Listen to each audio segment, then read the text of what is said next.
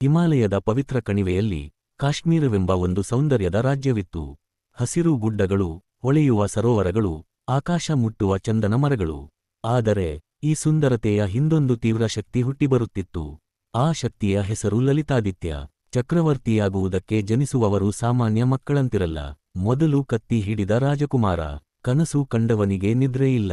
ರಾಜಕುಮಾರ ಲಲಿತಾದಿತ್ಯ ಬಾಲ್ಯದಿಂದಲೇ ವಿಭಿನ್ನನಾಗಿದ್ದ. ಸಾಮಾನ್ಯ ರಾಜಕುಮಾರರು ಹೂವಿನ ಸುಗ್ಗಿಯಲ್ಲಿ ಆಟವಾಡುತ್ತಿದ್ದರೆ, ಅವನು ಕತ್ತಿಯನ್ನು ಹಿಡಿದು ಭವಿಷ್ಯ ರೂಪಿಸುತ್ತಿದ್ದ. ರಾಜಮನೆತನದ ಕಲ್ಲಿನ ಶಾಸನಗಳಲ್ಲಿ ಆತನ ಒಡಲಿನ ವೀರಗಾಥೆ ಕೆತ್ತಲಾಗುತ್ತಿತ್ತು. ಸಂಪೂರ್ಣ ರಾಜ್ಯವನ್ನೇ ಆಳಬೇಕೆಂಬ ಕನಸು ಅವನಿಗೆ ನಿನ್ನೆ ಮೊನ್ನೆ ಬಂದಿರಲಿಲ್ಲ. ಅದು ಆತನ ರಕ್ತದ ಮರ್ಮ. ಅಪ್ಪ, ನಾನು ರಾಜನಾಗುವುದಿಲ್ಲ, ಚಕ್ರವರ್ತಿಯಾಗುತ್ತೇನೆ. ಅವನ ಕಣ್ಣುಗಳಲ್ಲಿ ಜ್ವಾಲೆ ಹೊತ್ತಿತ್ತು. ಅವನು ಓದಿ ಕಲಿತನು. ಬುದ್ಧಿಯೇ ತೋರಣ, ತಾಕತ್ತೇ ಬಲವಂತ. ರಾಜಕೀಯ ತಂತ್ರ, ಯುದ್ಧ ಕೌಶಲ್ಯ, ಕತ್ತಿಯಾಟ, ಧರ್ಮ ಎಲ್ಲವೂ ಅವನಿಗೆ ತಲೆಕೆಳಗಾದುವು. ಆದರೆ ಅವನಿಗೆ ಕೇವಲ ಕಲಿತರೆ ಸಾಲದು, ಅದನ್ನು ಸಾಧಿಸಬೇಕಿತ್ತು. ಹೀಗೆ ವರ್ಷಗಳು ಕಳೆದವು, ಮತ್ತು ಆ ಕ್ಷಣ ಬಂತು.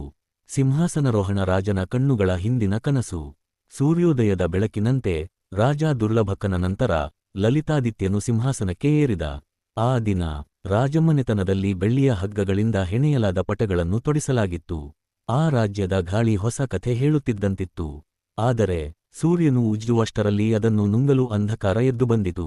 ಪಶ್ಚಿಮದಿಂದ ಒಂದು ನಿಷ್ಕರುಣ ಶಕ್ತಿಯು ಭಾರತವನ್ನು ತಮಗೆ ಹೊಂದಿಕೊಳ್ಳಲು ಹೊರಟಿತ್ತು. ಅರಬ್ಬಿಯ ಶಕ್ತಿಗಳು. ಅವರ ಕತ್ತಿಯು ಲೋಹದಷ್ಟೇ ತೀಕ್ಷ್ಣ, ಅವರ ದೃಷ್ಟಿಯು ಕ್ರೂರ. ಅವರು ಎಲ್ಲವನ್ನೂ ಉರುಳಿಸಲು ಬಂದಿದ್ದರು. ಅವರು ಮೊದಲು ಸಿಂಧ್ ಹತ್ತಿದರು, ನಂತರ ನದಿ ದಾಟಿದರು. ಅವರ ಉದ್ದೇಶ ಸ್ಪಷ್ಟ: ಭಾರತವನ್ನು ಸೋಲಿಸಬೇಕು, ದಬ್ಬಬೇಕು, ಕೊಳ್ಳೆ ಹೊಡೆಯಬೇಕು. ಇದರ ಮುಂದೆ ಬಹಳಷ್ಟು ರಾಜರು ತಲೆ ತಗ್ಗಿಸಿದರು. ಆದರೆ ಒಬ್ಬನೇ ಎದ್ದು ನಿಂತ. ನಾನು ಬದುಕಿರುವೆ ಎಂದು ಲಲಿತಾದಿತ್ಯನು ಕಿರುಚಾಟ. ಸಮಾಧಾನದಿಂದ ಆಳಲು ಬಂದವನಿಗೆ ಯುದ್ಧ ಕರೆದಿತು. ಲಲಿತಾದಿತ್ಯನು ಯುದ್ಧಕ್ಕೆ ಭೀಕರವಾಗಿ ಸಜ್ಜಾದ. ನನ್ನ ರಾಜ್ಯದ ಗಾಳಿ ಪರಕೀಯರ ಕತ್ತಿಯಿಂದ ರಕ್ತ ಸುರಿಯುವುದಿಲ್ಲ. ನಾನು ಗಂಡಾಗಿ ಜನಿಸಿದ್ದೇನೆ, ಶತ್ರುಗಳನ್ನು ನೆಲಕ್ಕುರುಳಿಸದೆ ಬಿಡುವುದಿಲ್ಲ. 10,000 ಹೋರಾಟಗಾರರು, ಪ್ರತಿಹಾರ ಸೇನೆ, ರಾಜಪೂತರು ಎಲ್ಲರೂ ಅವನ ಜೊತೆ ಸೇರಿದರು. ಅರಬ್ಬರು ಜಟಕೆಯಿಂದ ನುಗ್ಗಿದರೆ ಲಲಿತಾದಿತ್ಯನು ಮೆರುಗಿನಂತೆ ಹೊಡೆದ.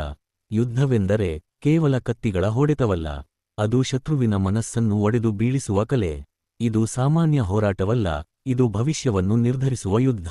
ಅರಬ್ಬರು ಭಾರತವನ್ನು ಗೆಲ್ಲಲು ಬಂದಿದ್ದರು, ಆದರೆ ಅವರು ಹಿಂದಿರುಗಿದರು, ಅವರ ಹೃದಯಗಳಲ್ಲಿ ಭಯವೆಂಬ ಹೆಸರಿನ ಗಾಯವಿಟ್ಟು.